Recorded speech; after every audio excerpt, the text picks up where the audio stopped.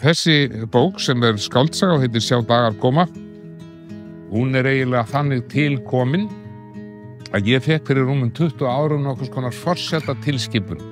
Það að segja ég fekk umslag með grein úr sjómannablaði og þetta blað sendi mér forseti Íslands, Ólafur Ragnar Grímsson, og sagði við mig eitthvað sem svo einar minn ekki alveg upplagt að reyna að búa til skáldsögu úr þessu söguefni.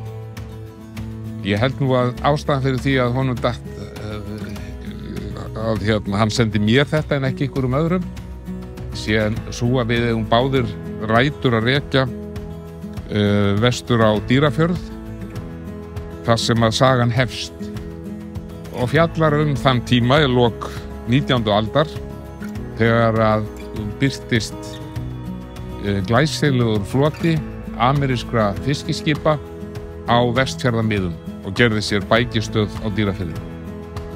Söguhetja mín einn af þessum íslensku drengum sem að komast borð í svona ameríska skútu sem heitir Cape Ann og frá Gloucester í Massachusetts.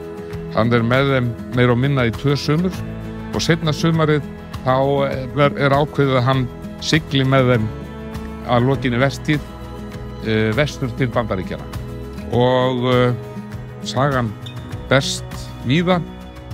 Síðasti hlutin gerist að mestu á Bretlandseyjum og það var bara hreinlega afskaplega gaman að fást við þetta söguefni.